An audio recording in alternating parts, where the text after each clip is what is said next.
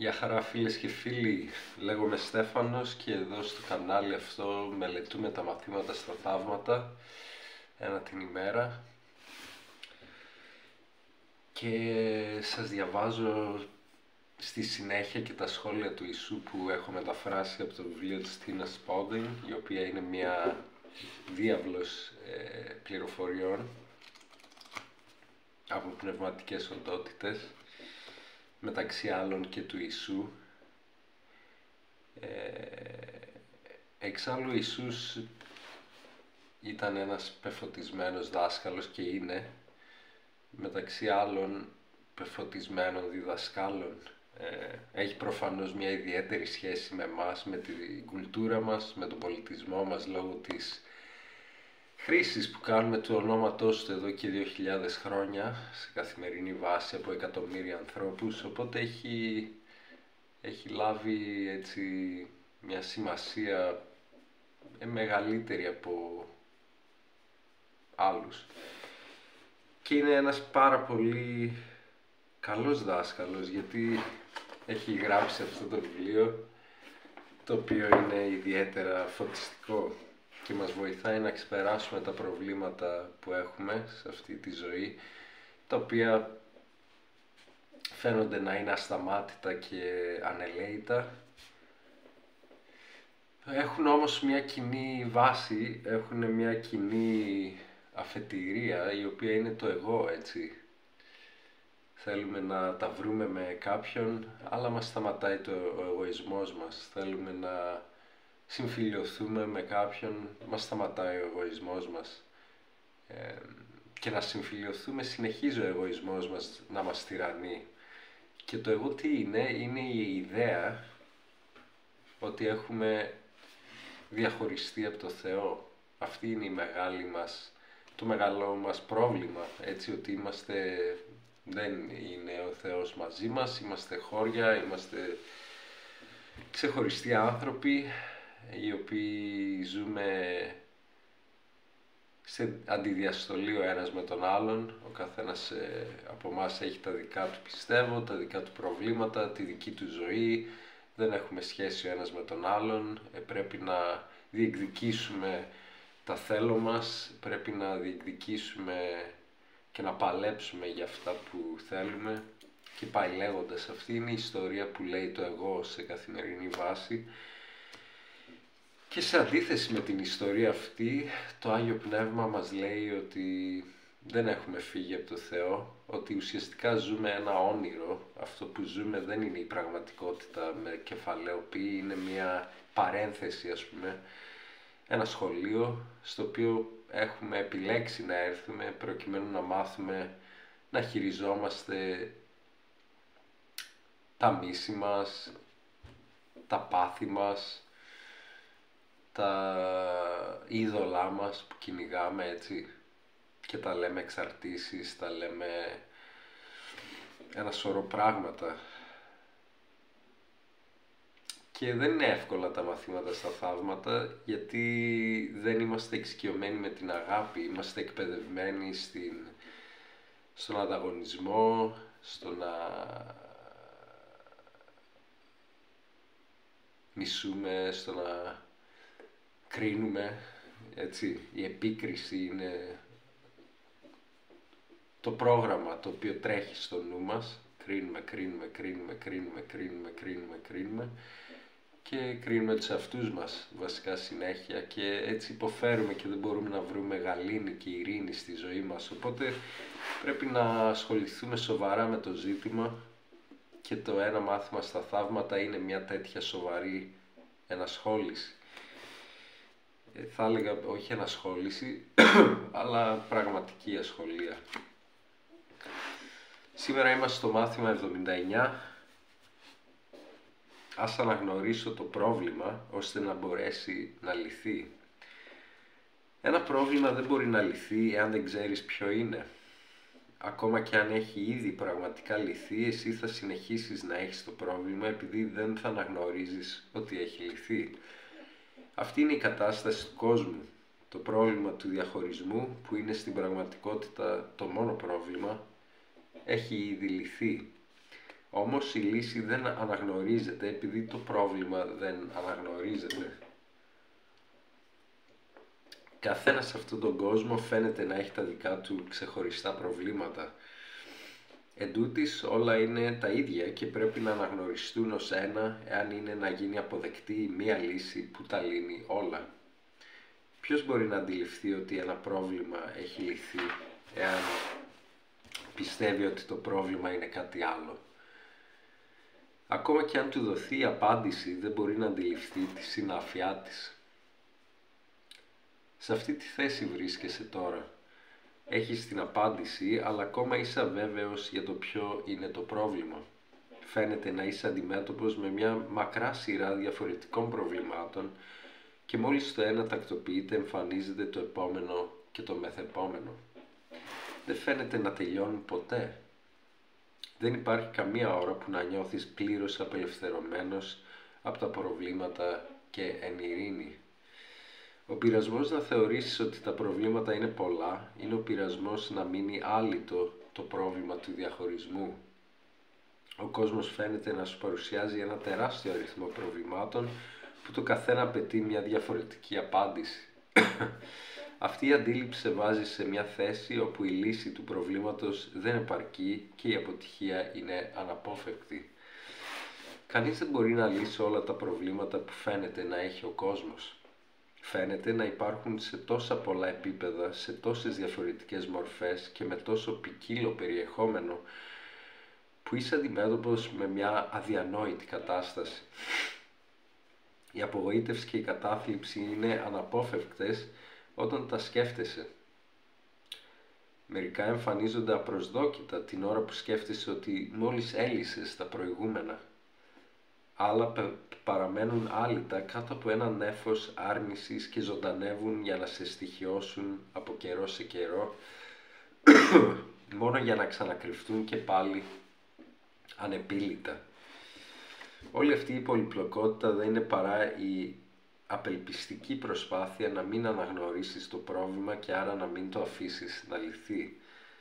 Αν μπορούσες να αναγνωρίσεις ότι το μόνο σου πρόβλημα είναι ο διαχωρισμός, ανεξαρτήτως της μορφής που παίρνει, θα μπορούσες να δεχθείς την απάντηση γιατί θα έβλεπες πόσο σχετική είναι. Εάν αντιλαμβανόσουν την υποκείμενη σύνδεση όλων των προβλημάτων που φαίνεται να αντιμετωπίζεις, τότε θα καταλάβαινες ότι έχεις το μέσο για να τα λύσεις όλα και θα χρησιμοποιούσες το μέσο επειδή θα αναγνώριζες το πρόβλημα. Στις μεγαλύτερες περιόδους πρακτικής σήμερα θα ρωτήσουμε ποιο είναι το πρόβλημα και ποια είναι η απάντηση σε αυτό. Δεν θα θεωρήσουμε ότι το γνωρίζουμε ήδη. Θα προσπαθήσουμε να ελευθερώσουμε το νου μας από όλα τα διαφορετικά είδη προβλημάτων που νομίζουμε ότι έχουμε.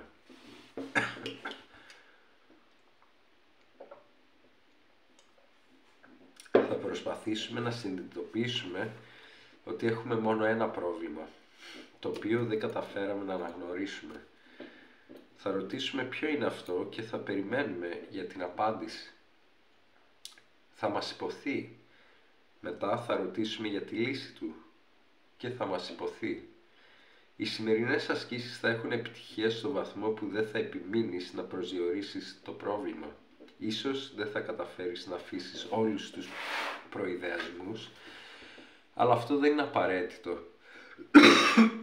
Το μόνο απαραίτητο είναι να αμφισβητήσεις κάπως την πραγματικότητα της δικής σου εκδοχής για το ποια είναι τα προβλήματα.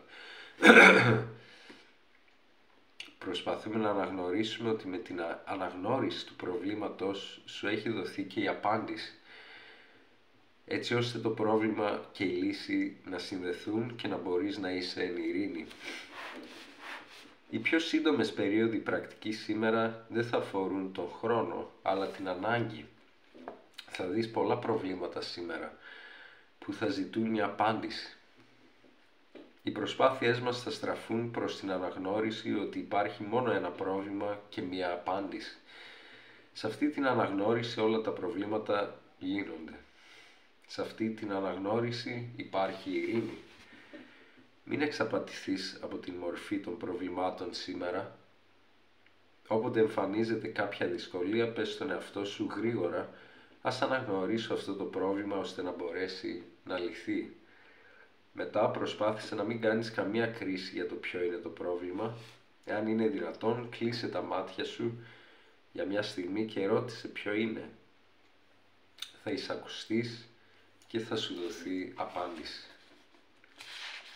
Αυτό είναι το σημερινό μάθημα, το μάθημα 79. Ας αναγνωρίσω το πρόβλημα ώστε να μπορέσει να λυθεί. Πάμε στα σχόλια του Ιησού.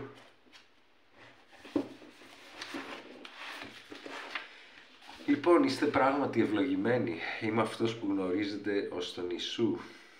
Αυτό είναι ένα πολύ σημαντικό μάθημα, όπως λέω συχνά για τα μαθήματα αυτά. Είναι καταπληκτικά, είναι καθοριστικά, με την έννοια ότι σε βοηθάνε να εστιάσεις την προσοχή σου στο σωστό μέρος και προς τη σωστή κατεύθυνση. Συγγνώμη. Όταν πιστεύεις ότι κάποιος σου προκαλεί ένα πρόβλημα, πάντα περιμένεις από εκείνο το άτομο να στο λύσει. Λες, ας πούμε, αυτός ή αυτή δεν έπρεπε να το πει αυτό. Αυτός ή αυτή πρέπει να αλλάξει. Αυτός ή αυτή δεν θα έπρεπε να είναι τόσο ανεξάρτητη ή ανεξάρτητος ή τόσο κολιτσίδα. Ό,τι αποφασίσεις πως είναι το πρόβλημα. Αυτό συνιστά έναν από τους τρόπους με τον οποίο εγγυάσαι ότι δεν θα λύσεις ποτέ το πρόβλημα, διότι το πρόβλημα είναι θέμα αντίληψης. Το πρόβλημα βρίσκεται μέσα στο μυαλό σου. Εμφανίζεται ενώπιόν σου μέσα από την άσκηση της προβολής και έτσι φαίνεται να είναι άλυτο. Αυτό είναι ένα από τα μεγάλα κόλπα της συνειδητότητας του εγώ. Συνεχώς δημιουργεί καταστάσεις έξω από εσένα οι οποίες αλλάζουν μορφή, σε εξαπατούν ή σε βάζουν σε πειρασμό ώστε να μην πας ποτέ στο ένα μέρος όπου βρίσκεται η λύση που είναι μέσα σου. Η απάντηση βρίσκεται μέσα σου. Είναι, όπως λέτε στη σύγχρονη γλώσσα, εσωτερική υπόθεση. Εάν δεν το γνωρίζεις αυτό, εάν δεν γνωρίζεις ότι το να ηρεμείς και να ησυχάζεις και να πηγαίνεις μέσα σου για να ζητήσεις καθοδήγηση συνιστά τον τρόπο να λύσεις πραγματικά το πρόβλημα, τότε καταλήγεις να κυνηγάς τα είδωλά σου σε όλο τον πλανήτη, όλη σου τη ζωή, προσπαθώντας να λύσεις μια ατελείωτη σειρά από ανεπίλητα προβλήματα. Ακόμα και όταν λύσεις ένα διαφορετικό εμφανίζεται το ίδιο γρήγορα. Η ιδέα αυτή του να ζητάς να σου φανερωθεί το πρόβλημα και συνειδητοποιώντας πως είναι ο διαχωρισμός από το όλον, ο διαχωρισμός από την αγάπη, με αυτή την έννοια, ο διαχωρισμός από τη σοφία. Υπάρχουν πολλές μορφές διαχωρισμού που συμβαίνουν στο γήινο αυτό πεδίο.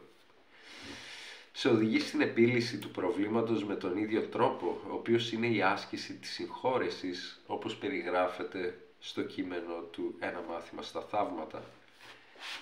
Η συγχώρεση σε σταματά από το να επιτίθεσαι τον εξωτερικό κόσμο, από το να αλλάζεις θέσεις τις καρέκλες στον Τιτανικό προκειμένου να μην βυθιστεί, και σε κατευθύνει να πας μέσα σου να κάνεις εκεί τη δουλειά και να ζητήσεις να σου φανερωθεί ποια είναι η διαστρέβλωση που υπάρχει στο νου μου, πού βρίσκεται το πρόβλημα στο νου μου.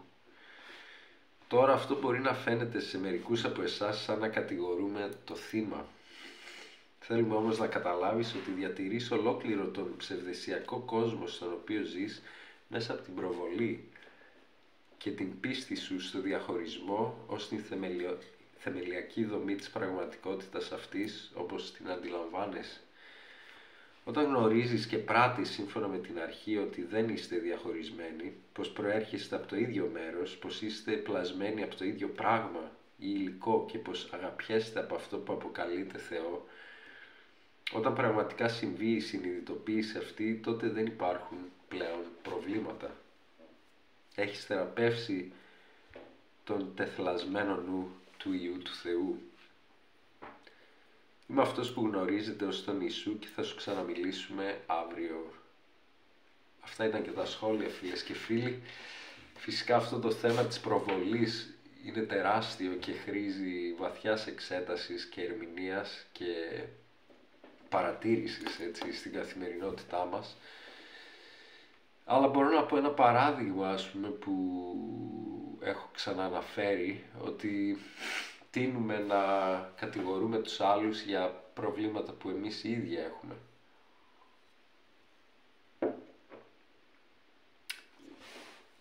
Στο παρελθόν θυμάμαι κατηγορούσα ένα πολύ κοντινό μου πρόσωπο ότι ας πούμε συμπεριφερόταν άσχημα, ότι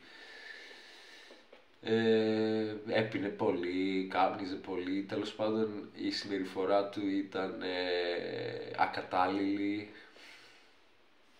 με πάρα πολλούς τρόπους, και αυτό συνέχεια το έκρινα και κατάλαβα μια στιγμή, ή τέλος πάντων μετά από ένα διάστημα, ότι έχω εναποθέσει όλα τα αρνητικά μου σε αυτό το άτομο, και επειδή δεν μπορώ να κρίνω τον εαυτό μου, δεν μπορεί το μυαλό, ας πούμε, να παρατηρήσει τον εαυτό του με την ίδια ευκολία και αυταρέσκεια με την οποία επικρίνουμε τους άλλους και τους κατηγορούμε, έτσι προβάλλουμε στους άλλους αυτά τα οποία δεν θέλουμε, ίσως δεν μπορούμε να δούμε στους εαυτούς μας. Οπότε αυτό είναι ένα παράδειγμα. Ένα άλλο παράδειγμα, δηλαδή υπάρχουν διάφορα παραδείγματα, αλλά το να βλέπεις τον κόσμο ως άσχημο, ας πούμε, μια βροχερή μέρα για παράδειγμα, έτσι, αυτό είναι ένα κλασικό παράδειγμα, ότι νιώθω άσχημα γιατί βρέχει. Τώρα αυτό είναι εντελώς γελίο από μια άποψη, δεν θέλω να εξυβρίσω κανέναν, απλά το να θεωρούμε τον καιρό ως η αιτία της κακής ψυχολογικής μας κατάστασης είναι λίγο προβληματικό, ειδικά στην Ελλάδα, ας πούμε, που έχει συνήθως ήλιο. Εντάξει, βρέχει που και που, αλλά το να επιτρέπουμε τον καιρό να μας καθορίσει κατά αυτόν τον τρόπο δεν είναι πραγματικό. Είναι μια προβολή κι αυτή, δηλαδή βρίσκουμε τη δικαιολογία του καιρού για να είμαστε μίζεροι, ας πούμε.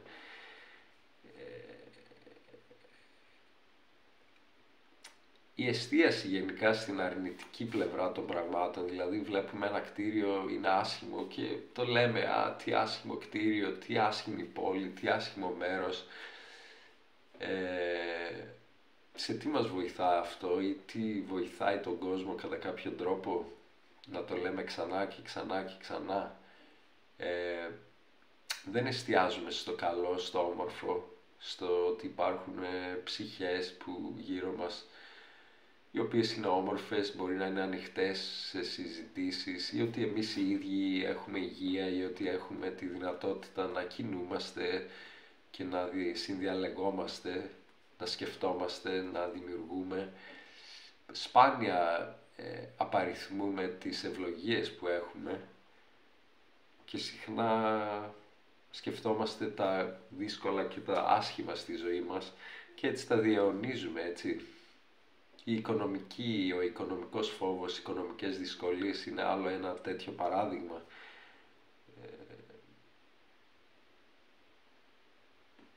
Φυσικά δεν λέω ότι δεν πρέπει να αντιδράμε, αν ας πούμε ο ΦΠΑ αυξάνεται συνεχώς και εμείς να λέμε όχι, πρέπει να συγχωρούμε τα πάντα. Κάποια στιγμή πρέπει να αντιδράσεις και στο φυσικό κόσμο, ας πούμε.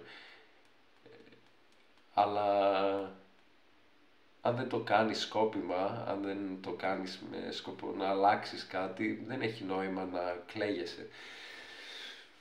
Δεν θέλω να σε φανώ σκληρός, απλά μοιράζομαι τις απόψεις μου, ή μάλλον το πώς σκέφτομαι εγώ τα πράγματα, πώς προσπαθώ και εγώ να τα ερμηνεύσω.